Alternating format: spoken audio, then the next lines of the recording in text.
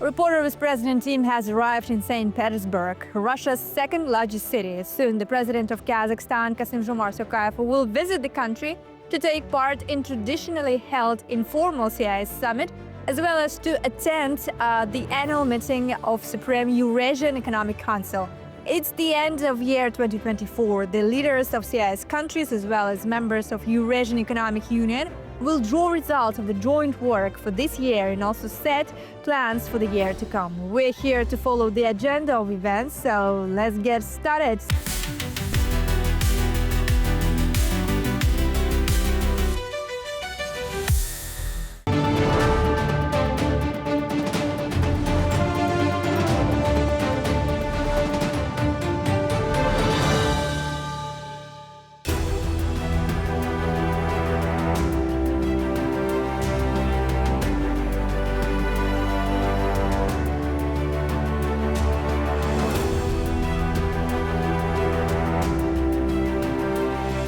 So the first day in St. Petersburg starts here in this hall. Very soon the informal CIS summit will kick off. You can see the seat of the President of Kazakhstan who will take part in this event. The presidents, the leaders of the members of the organization will arrive at the venue very soon. The official photography session will kick off. Afterwards, the leaders of the member states will proceed to negotiations. The President of Kazakhstan arrives at the venue. This is the winter resort in Leningrad region. The next 2 days, all the important events will unfold here. The President is approaching his Russian counterpart. Vladimir Putin awaits his guests to start the session. So the protocol ceremony of handshake now starts.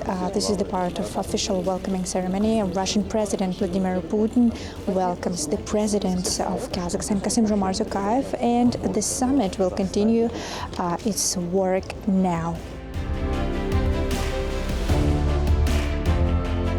The traditional informal CIS summit this year starts with the words of condolences. Right before the start of the session, it's been reported on the plane crash of Azerbaijani Airlines nearby Kazakhstan's Aktau city. The host of the session, President Putin, informs his colleagues on the readiness to assist medical support for those injured. The plane crash has taken lives of 38 people out of 67 on board. Трагедия, которая произошла сегодня в Актау. A tragedy occurred today in Aktau. An airplane crashed. There are dead and many injured. As we have just spoken on your behalf, I would like to express condolences to the families of the victims and all those injured. Let us hope for their recovery. By agreement with the President of Kazakhstan, an airplane of the Russian Ministry of Emergency is flying to Aktau with medical personnel and the necessary additional equipment on board. After that, the leaders exchanged their opinions on the summit's agenda. CIS Summit held earlier this year in Moscow resulted in signing 14 joint documents. Now the leaders meet again to sync the alignment to the early agreements and to formally welcome Tajikistan as the chairman of organization in 2025.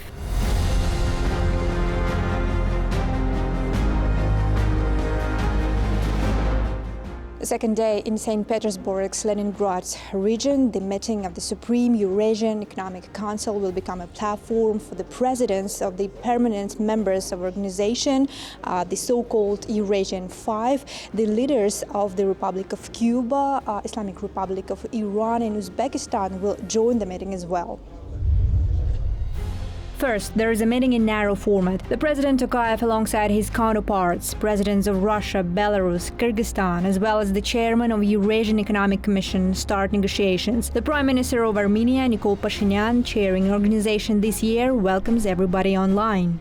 Подходит к завершению период председательства Республики Армения в органах Евразийского экономического союза. The chairmanship of the Republic of Armenia in the EAEU bodies is coming to an end. Our priorities covered key indicators of economic interaction, creation of common markets in the energy sector, removal of barriers in the EAEU internal market, development of transportation and logistics infrastructure, and strengthening of international ties. Taking this opportunity, I would like to express my gratitude to the members of the Council for their support to the practical implementation of our initiatives. During the session, the heads of state discussed a wide range of topics related to facilitation of goods transitions through the territory of the countries members of the Eurasian Economic Union, as well as the formation of the common market of oil and gas, which can guarantee non-discriminatory access to the transit and transportation of natural resources. Первый год нашего председательства в ЕС я считаю успешным. The first year of our presidency in the EAEU, I believe, was successful. A lot of issues have been resolved in terms of advancing conceptual documents. Ahead, there is still quite a bit of work to do. Personally, I am interested in when we will adopt the agreement on shipping. This is a very important issue between our countries. For Kazakhstan, since I am directly involved in export, import and trade logistics, this is very important. Recently, the first dry cargo vessel arrived, purchased by a private operator called Dennis. It is the large ship of 8,000 tons. It docked at the port of Kurik and started operating. I believe this practice will expand in the near future. Therefore, we would like to use not only sea routes but also inland waterways. Next year, of course, we have significant work on oil and gas markets.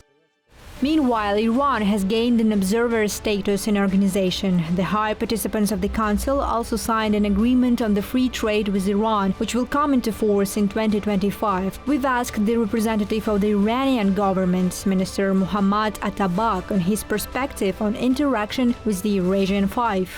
I think we had a really good meeting in the morning and a lot of issues were discussed. The most important things that were discussed about free trade between two countries and between the Eurasia Committee.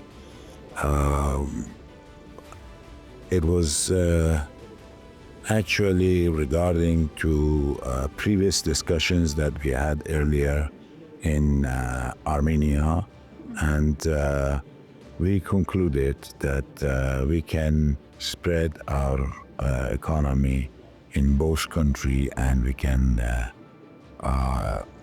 actually increase our trade services to each other. This was the conclusion of the total meeting. We can do further things and further trades with each other as things goes on in this Eurasia Committee.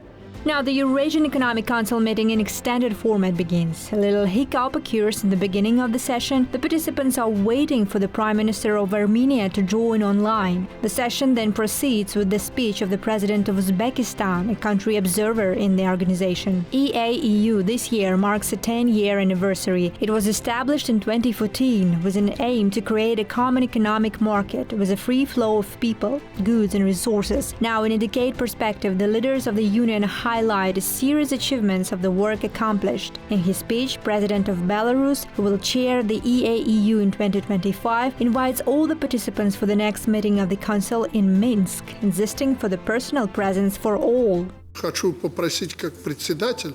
As chairman, if our observers are interested in our union, I would like them to attend the meetings and not tell us on TV how they will cooperate with us. Nikol Vavayevich, this does not concern you. We know that you not only shaved off your beard but also got a little sick, so we perceive you as a new and young, outwardly at least, member of our union. Prime Minister Pashinyan reacts immediately. Александр Григорьевич, просто хочу уточнить, что вот... Alexander Grigorievich, I should like to clarify, we have no objection to the meeting of the EAEU Supreme Economic Council in Minsk, but I would like to say in advance that our delegation will participate in the meeting via video conference. Nevertheless, in the end, the leaders of the EAEU member states have signed a number of agreements. The most important are related to the unified customs transit system, budget of the organization, free trade with Iran and common electricity markets. Все документы, которые были представлены на расширенный состав, они без обсуждения прошли. Today, all the documents presented for the extended meeting passed without discussion, but there are complex issues regarding the future of oil and gas market. These issues were addressed in a narrow format meeting, and the Commission was instructed to continue working with the countries involved. These are difficult issues and very sensitive for all parties, so this is a key matter. At the extended meeting, a document was signed stating that next year Iran will join us as an observer country. The final document has been signed, and next year we will address other technical issues with Iran.